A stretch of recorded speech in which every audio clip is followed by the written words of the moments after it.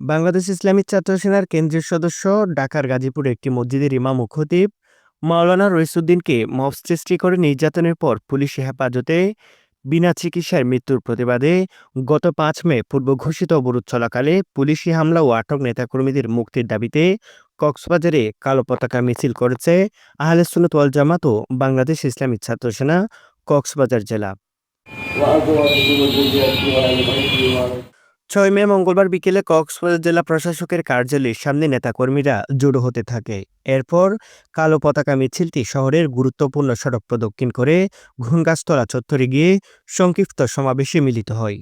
বাংলাদেশ ইসলামী ছাত্র সেনা কক্সবাজার জেলা সদস্য সচিব সুলতান আমিনের সঞ্চালনায় এবং বাংলাদেশ ইসলামী ছাত্র সেনা কক্সবাজার জেলার সভাপতি নুরুল আফসার ইমনের সভাপতিত্বে বক্তব্য রাখেন বাংলাদেশ ইসলামী ফ্রন্ট কক্সবাজারের আহ্বায়ক মাওলানা মঞ্জুর আহমদ, সদস্য সচিব সালাউদ্দিন মোহাম্মদ তারেক, বাংলাদেশ ইসলামী ছাত্র সেনা কেন্দ্রীয় পরিষদের সাবেক সদস্য মুশাররফ আলী, বাংলাদেশ ইসলামী ছাত্র সেনা মহেশখালী উত্তরের সভাপতি হাফেজ আনিসুর রহমান, বাংলাদেশ ইসলামী ছাত্র সেনা মহেশখালী দক্ষিণের সভাপতি হাফেজ আবু সরোয়ার, হাফেজ কেরামত আলী, সাজ্জাদ হোসেন প্রমুখ।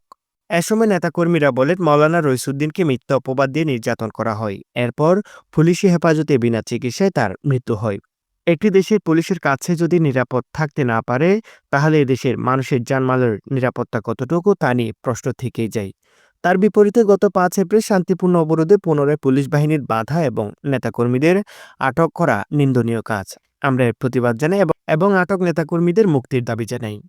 এই সময় বক্তারা ইমাম রইসুদ্দিন হত্যার সাথে জড়িত সকলকে আইনের আওতায় এনে সর্বোচ্চ শাস্তির দাবি জানান, অন্যথায় কঠিন আন্দোলনের হুঁশিয়ারি দেন। আমরা শান্তিপ্রিয়, আমরা গাড়ির ক্লাস মানতে পারি না, আমরা শহরে দোকানে গিয়ে আমদানি করতে পারি না, আমরা পাড়া মার্কেটে গিয়ে পাড়া থেকে জুতা তৈরি করতে পারি না।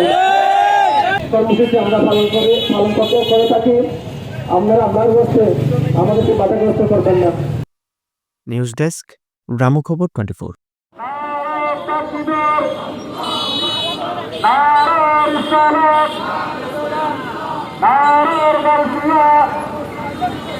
আমার বড় হত্যা কেন